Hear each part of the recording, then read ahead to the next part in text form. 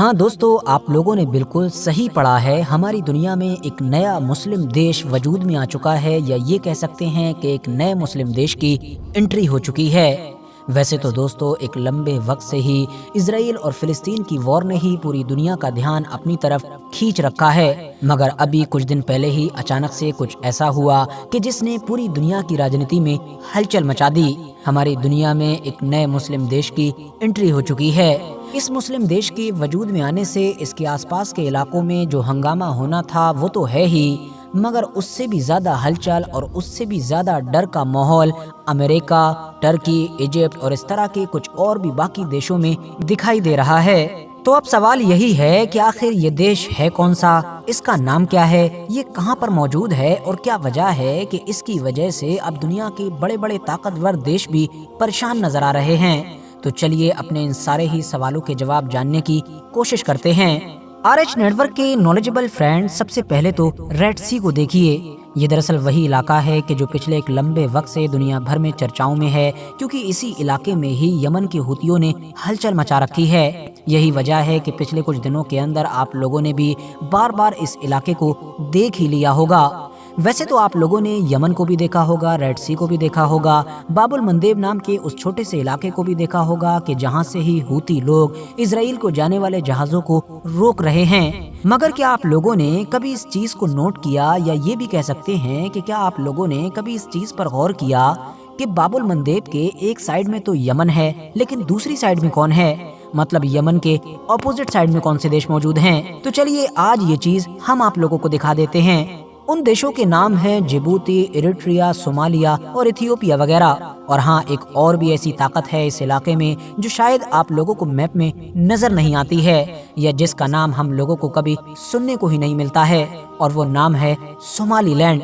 پھر سے سنیے، صومالیہ نہیں، صومالی لینڈ، کیونکہ صومالیہ اپنے آپ میں ایک الگ دیش ہے۔ دوستو، یمن کے اپوزٹ میں موجود یہ ایک چھوٹا سا علاقہ ہے کہ جو اتہاس میں ایک لمبے وقت تک انگریزوں کا، مطلب کہ برٹشرز کا غلام ہوا کرتا تھا۔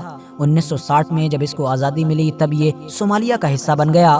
اس نے صومالیہ سے بھی آزادی حاصل کرنے کی کوششیں شروع کر دیں، اور ایک لمبے سنگرش کے بعد 1990 اور 91 کے دور آتے آتے یہ آزادی حاصل کرنے میں کامیاب ہو بھی گیا۔ آج کے دور میں یہ صومالیہ سے بالکل الگ رہتا ہے۔ اس کی اپنی پرسنل گورنمنٹ ہوتی ہے، اپنی کرنسی ہے، اور باقاعدہ اپنا پاسپورٹ ایشو کرتا ہے۔ اگر آپ کو اس جگہ کو وزٹ کرنا ہے تو باقاعدہ ویزا بھی اسی صومالی لینڈ کی طرف سے ہی ایشو کیا جاتا ہے، یعنی یہ ہر طرح سے آلریڈی صومالیہ سے آزاد ہو چکا ہے۔ مگر پریشانی کی بات یہ ہے کہ 1991 اور 92 کے دور سے لے کر آج تک اس پورے علاقے کو دنیا کے کسی بھی دیش نے اور کسی بھی آرگنائزیشن نے مانیتا نہیں دی ہے، یعنی کوئی بھی اس کو ایک آزاد دیش کے طور پر ریکگنائز کرتا ہی نہیں ہے۔ ان سبھی کے مطابق اور انٹرنیشنل قانون کے مطابق بھی یہ دراصل صومالیہ کا ہی ایک حصہ ہے، صومالیہ کا ہی ایک پارٹ ہے، کہ جس کے اوپر زبردستی کچھ لوگوں نے اپنی من مرضی کے مطابق اپنی حکومت قائم کر رکھی ہے۔ دوستو، اب بات کر لیتے ہیں اپنی اس کہانی کے دوسرے مین کیریکٹر کے بارے میں، اور وہ مین کیریکٹر ہے ایتھیوپیا۔ دراصل آپ لوگ صومالی لینڈ یا پھر جبوتی وغیرہ کے بالکل پیچھے دیکھیں گے تو آپ لوگوں کو ایتھیوپیا نام کا یہ بڑا سا دیش نظر آ جائے گا۔ ویسے تو یہ بھی ریڈ سی سے زیادہ دور نہیں ہے، مگر دلچسپ بات یہ ہے کہ اتنا زیادہ قریب ہونے کے باوجود بھی یہ ایک لینڈ لاک کنٹری ہے۔ لینڈ لاک کنٹری اس دیش کو کہا جاتا ہے کہ جس کا کوئی بھی بارڈر، یعنی جس کی کوئی بھی سرحد سمندر کے پانی سے نہ ملتی ہو۔ یقینی طور پر یہ کسی بھی دیش کے لیے بہت زیادہ پریشانی کی بات ہوتی ہے، کیونکہ سمندر کی کتنی زیادہ اہمیت ہے اس چیز کا اندازہ تو آپ لوگ فلسطین اور اسرائیل کی اس جنگ سے بھی لگا چکے ہوں گے۔ ویسے یہاں پر یہ بات بتا دینا بھی ضروری ہے کہ ایتھیوپیا نام کا یہ دیش ہمیشہ سے ہی لینڈ لاک نہیں ہوا کرتا تھا، بلکہ سن 2000 تک اس کا بارڈر بھی سمندر کے ایک بڑے علاقے سے لگا کرتا تھا، مگر تبھی اس کا ایک بڑا ٹکڑا اس سے الگ ہو گیا، یا یہ کہیے کہ اس کے علاقے کے بے شمار لوگوں نے اپنی الگ آزادی کا اعلان کر دیا، اور وجود میں آیا وہ دیش کہ جس کو آج کے دور میں ہم لوگ ایریٹریا کے نام سے جانتے ہیں، اور جو جبوتی کے بالکل اوپر موجود ہے۔ اور تب سے ہی ایتھیوپیا نام کا یہ پورا دیش، کہ جس کی آبادی تو اچھی خاصی ہے ہی، مگر ایریا کے معاملے میں بھی افریقہ کے سب سے بڑے دیشوں میں گنتی ہوتی ہے، یہ پوری طریقے سے لینڈ لاک ہو گیا۔ इथियोपिया को दुनिया के बाकी देशों से व्यापार वगैरह करने में काफ़ी परेशानी होने लगी और जो कर भी पाता था उसमें पूरी तरीके से जिबूती जैसे देशों पर डिपेंड हो गया।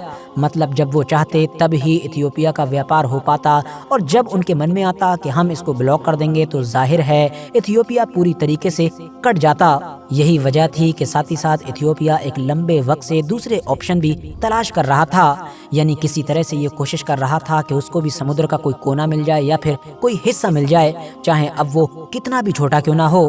और फाइनली एक लंबे वक्त के बाद जनवरी सन 2024 में इथियोपिया को कामयाबी मिल भी गई, क्योंकि उसने सोमालीलैंड नाम के उस इलाके के साथ एक बड़ी डील कर ली है कि जिसमें 50 से 60 लाख के करीब आबादी रहती है। एक ऐसी डील कि जिसने पूरी दुनिया की राजनीति में काफी हलचल मचा दी है। इस डील के तहत अब इथियोपिया को अगले 50 साल के लिए सोमालीलैंड के पोर्ट पर एक्सेस मिल चुका है, यानी सोमालीलैंड का जो पोर्ट है उसका मालिक अगले 50 साल के लिए इथियोपिया बन चुका है। बदले में इथियोपिया ने सोमालीलैंड को पहली बार एक देश के तौर पर मान्यता दे दी है। और यहाँ पर गौर करने वाली बात यह है कि इथियोपिया पूरे इतिहास में दुनिया का वो पहला देश बना है कि जिसने सोमालीलैंड को एक देश के तौर पर, एक स्टेट के तौर पर रिकॉग्नाइज किया है, जो यकीनी तौर पर सोमालीलैंड के लिए बहुत बड़ी जीत है। यही वजह है कि इस डील के फौरन बाद पूरे सोमालीलैंड में एक बड़ा जलसा या फिर ये कहिए कि एक जश्न वगैरह भी मनाया गया है। इस डील के तहत जहां एक तरफ इथियोपिया अपने नेवी वगैरह तैयार करने में कामयाब हो जाएगा, तो वहीं दूसरी तरफ उसने सोमालीलैंड से इकोनॉमिकली उसकी हद से ज्यादा मदद करने का भी वादा किया है, यानी उसको तरक्की दिलाने में मदद करेगा। इस डील के कंप्लीट होने के बाद और इथियोपिया की तरफ से सोमालीलैंड को एक देश के तौर पर रिकॉग्नाइज करने के बाद सबसे गर्म रिएक्शन सोमालिया का आया, और जाहिर है इसकी तो पहले से उम्मीद भी थी। और बिल्कुल वैसा ही रिएक्शन सोमालिया के सपोर्टर अमेरिका या फिर इजिप्ट वगैरह का भी देखने को मिला। मगर जिन देशों के रिएक्शन ने दुनिया को चौंकाया वो था टर्की, इसके अलावा अफ्रीकन यूनियन और तो और OIC वगैरह भी, यानी कि दुनिया के सारे मुस्लिम देशों का जो एक ग्रुप मौजूद है। इन सब ने भी खुले तौर पर सोमालिया का साथ दिया है और कहा है ये पूरा हिस्सा सोमालिया का है और इस तरह की जो डील वगैरह की गई है हम इसको कंडेम करते हैं और ये पूरी तरीके से गलत काम किया गया है। अब जाहिर है अमेरिका जब सोमालिया की सपोर्ट में है तो यूरोपियन यूनियन ने भी इस चीज़ को कंडेम ही किया है। और हाँ, अब सवाल ये है कि आखिर इन दोनों का भी किसी ने साथ दिया है या फिर नहीं, तो बिल्कुल दिया है। और वो सारे देश हैं कि जो अफ्रीका में ही साहिल के इलाके में मौजूद हैं और जिनमें पिछले कुछ सालों के अंदर हद से ज़्यादा एंटी फ्रांस और एंटी वेस्ट माहौल देखा गया है। बल्कि फ्रांस का असर ख़त्म करने के लिए एक के बाद एक कई लगातार तख्ता पलट भी हुए हैं। हाँ दोस्तों, मैं बात कर रहा हूँ माली, बर्किना फासो, नाइजर जैसे उन सारे बेशुमार अफ्रीकन देशों के बारे में कि जहाँ पर पिछले 1-2 साल के अंदर ही एक के बाद एक तख्ता पलट हुआ है और साथ ही साथ फ्रांस आउट और वेस्ट आउट का नारा सुनाई दिया है। फिलहाल एक लंबे वक्त के बाद सोमालीलैंड को एक बड़ी कामयाबी तो मिल चुकी है, एक ऐसा साथी भी मिल चुका है कि जो अब उसको एक देश के तौर पर रिकॉग्नाइज करता है।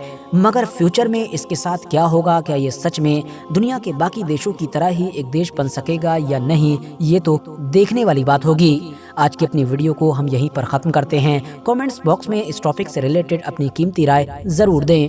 वीडियो पसंद आने पर न सिर्फ वीडियो को लाइक करें बल्कि अपने फ्रेंड्स के साथ भी ज़रूर शेयर करें। और इसी तरह की नॉलेजेबल और अपडेटेड वीडियोस हमेशा देखने के लिए हमारे इस चैनल को सब्सक्राइब करने के साथ साथ बेल आइकन को भी ज़रूर प्रेस करें।